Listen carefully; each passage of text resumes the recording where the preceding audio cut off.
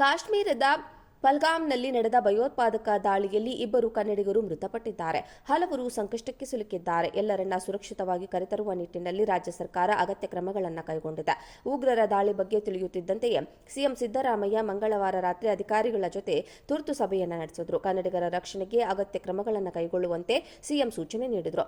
ಇದರ ಬೆನ್ನಲ್ಲೇ ಐಪಿಎಸ್ ಅಧಿಕಾರಿ ಚೇತನ್ ನೇತೃತ್ವದ ಅಧಿಕಾರಿಗಳ ತಂಡವನ್ನು ಕಾಶ್ಮೀರಕ್ಕೆ ಕಳುಹಿಸಿಕೊಡಲಾಗಿದೆ. ದೆಹಲಿ ಕರ್ನಾಟಕ ಭವನದ ಆಯುಕ್ತರನ್ನು ಅಲರ್ಟ್ ಮಾಡಲಾಗಿದೆ. ಜೊತೆಗೆ ಇಡಿ ಕಾರ್ಯಾಚರಣೆ ಜವಾಬ್ದಾರಿಯನ್ನ ಸಿಎಂ ಸಿದ್ದರಾಮಯ್ಯ ಕಾರ್ಮಿಕ ಸಚಿವ ಸಂತೋಷ್ ಲಾಡ್ಗೆ ವಹಿಸಿದ್ದಾರೆ. ಸಿಎಂ ಸೂಚನೆಯ ಬೆನ್ನಲ್ಲೇ ಸಚಿವ ಸಂತೋಷ್ ಲಾಡ್ ಹುಬ್ಬಳ್ಳಿಯಿಂದ ದೆಹಲಿಗೆ ತೆರಳಿ ಅಲ್ಲಿಂದ ಕಾಶ್ಮೀರಕ್ಕೆ ವಿಶೇಷ ವಿಮಾನದಲ್ಲಿ ತೆರಳಿದ್ದಾರೆ. ಕಾಶ್ಮೀರದ ಸ್ಥಳೀಯ ಆಡಳಿತ, ಭದ್ರತಾ ಪಡೆಗಳು ಮತ್ತು ಕೇಂದ್ರ ಸರ್ಕಾರದೊಂದಿಗೆ ಸಂಪರ್ಕದಲ್ಲಿ ಇರಲಿದ್ದು, ಕನ್ನಡಿಗರಿಗೆ ಅಗತ್ಯವಿರುವ ವೈದ್ಯಕೀಯ ಸೌಲಭ್ಯ, ಸುರಕ್ಷತಾ ಸ್ಥಳಾಂತರ ಮತ್ತು ಇತರ ಸಹಾಯವನ್ನು ಒದಗಿಸುವ ಜವಾಬ್ದಾರಿಯನ್ನು ವಹಿಸಿಕೊಂಡಿದ್ದಾರೆ. ವಿಪರ್ಯಾಸ ಅಂದರೆ ಲಾಡ್ಗೆ ವಿಶೇಷ ವಿಮಾನ ಸಿಕ್ಕರೂ ಪೈಲಟ್ ಇಲ್ಲದೆ ಹುಬ್ಬಳ್ಳಿ ವಿಮಾನ ನಿಲ್ದಾಣದಲ್ಲಿ ಮಧ್ಯರಾತ್ರಿವರೆಗೂ ಪರದಾಡುವಂತಾಗಿದೆ. ಕಾಶ್ಮೀರದ ಪಹಲ್ಗಾಮ್ನಲ್ಲಿ ನಡೆದ ಭಯೋತ್ಪಾದಕ ದಾಳಿಯಲ್ಲಿ ಇಬ್ಬರು ಕನ್ನಡಿಗರು ಮೃತಪಟ್ಟಿದ್ದಾರೆ. ಹಲವರು ಸಂಕಷ್ಟಕ್ಕೆ ಸಿಲುಕಿದ್ದಾರೆ. ಎಲ್ಲರನ್ನ ಸುರಕ್ಷಿತವಾಗಿ ಕರೆತರುವ ನಿಟ್ಟಿನಲ್ಲಿ ರಾಜ್ಯ ಸರ್ಕಾರ ಅಗತ್ಯ ಕ್ರಮಗಳನ್ನು ಕೈಗೊಂಡಿದೆ. ಉಗ್ರರ ದಾಳಿ ಬಗ್ಗೆ ತಿಳಿಯುತ್ತಿದ್ದಂತೆಯೇ ಸಿಎಂ ಸಿದ್ದರಾಮಯ್ಯ ಮಂಗಳವಾರ ರಾತ್ರಿ ಅಧಿಕಾರಿಗಳ ಜೊತೆ ತುರ್ತು ಸಭೆಯನ್ನು ನಡೆಸಿದ್ರು. ಕನ್ನಡಿಗರ ರಕ್ಷಣೆಗೆ ಅಗತ್ಯ ಕ್ರಮಗಳನ್ನು ಕೈಗೊಳ್ಳುವಂತೆ ಸಿಎಂ ಸೂಚನೆ ನೀಡಿದರು.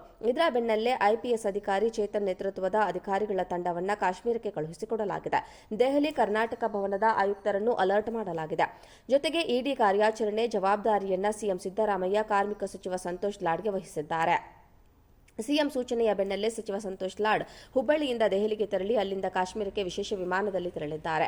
ಕಾಶ್ಮೀರದ ಸ್ಥಳೀಯ ಆಡಳಿತ, ಭದ್ರತಾ ಪಡೆಗಳು ಮತ್ತು ಕೇಂದ್ರ ಸರ್ಕಾರದೊಂದಿಗೆ ಸಂಪರ್ಕದಲ್ಲಿ ಇರಲಿದ್ದು, ಕನ್ನಡಿಗರಿಗೆ ಅಗತ್ಯವಿರುವ ವೈದ್ಯಕೀಯ ಸೌಲಭ್ಯ, ಸುರಕ್ಷತಾ ಸ್ಥಳಾಂತರ ಮತ್ತು ಇತರ ಸಹಾಯವನ್ನು ಒದಗಿಸುವ ಜವಾಬ್ದಾರಿಯನ್ನು ವಹಿಸಿಕೊಂಡಿದ್ದಾರೆ. ವಿಪರ್ಯಾಸ ಅಂದರೆ ಲಾಡ್ಗೆ ವಿಶೇಷ ವಿಮಾನ ಸಿಕ್ಕರೂ ಪೈಲಟ್ ಇಲ್ಲದೆ ಹುಬ್ಬಳ್ಳಿ ವಿಮಾನ ನಿಲ್ದಾಣದಲ್ಲಿ ಮಧ್ಯರಾತ್ರಿವರೆಗೂ ಪರದಾಡುವಂತಾಗಿದೆ.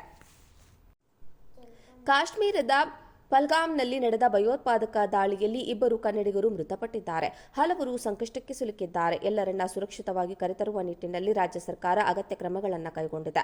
ಉಗ್ರರ ದಾಳಿ ಬಗ್ಗೆ ತಿಳಿಯುತ್ತಿದ್ದಂತೆಯೇ ಸಿಎಂ ಸಿದ್ದರಾಮಯ್ಯ ಮಂಗಳವಾರ ರಾತ್ರಿ ಅಧಿಕಾರಿಗಳ ಜೊತೆ ತುರ್ತು ಸಭೆಯನ್ನು ನಡೆಸಿದ್ರು. ಕನ್ನಡಿಗರ ರಕ್ಷಣೆಗೆ ಅಗತ್ಯ ಕ್ರಮಗಳನ್ನು ಕೈಗೊಳ್ಳುವಂತೆ ಸಿಎಂ ಸೂಚನೆ ನೀಡಿದರು. ಇದರ ಬೆನ್ನಲ್ಲೇ ಐಪಿಎಸ್ ಅಧಿಕಾರಿ ಚೇತನ್ ನೇತೃತ್ವದ ಅಧಿಕಾರಿಗಳ ತಂಡವನ್ನು ಕಾಶ್ಮೀರಕ್ಕೆ ಕಳುಹಿಸಿಕೊಡಲಾಗಿದೆ. ದೆಹಲಿ ಕರ್ನಾಟಕ ಭವನದ ಆಯುಕ್ತರನ್ನು ಅಲರ್ಟ್ ಮಾಡಲಾಗಿದೆ.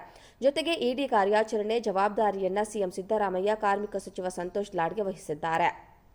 ಸಿಎಂ ಸೂಚನೆಯ ಬೆನ್ನಲ್ಲೇ ಸಚಿವ ಸಂತೋಷ್ ಲಾಡ್ ಹುಬ್ಬಳ್ಳಿಯಿಂದ ದೆಹಲಿಗೆ ತೆರಳಿ ಅಲ್ಲಿಂದ ಕಾಶ್ಮೀರಕ್ಕೆ ವಿಶೇಷ ವಿಮಾನದಲ್ಲಿ ತೆರಳಿದ್ದಾರೆ.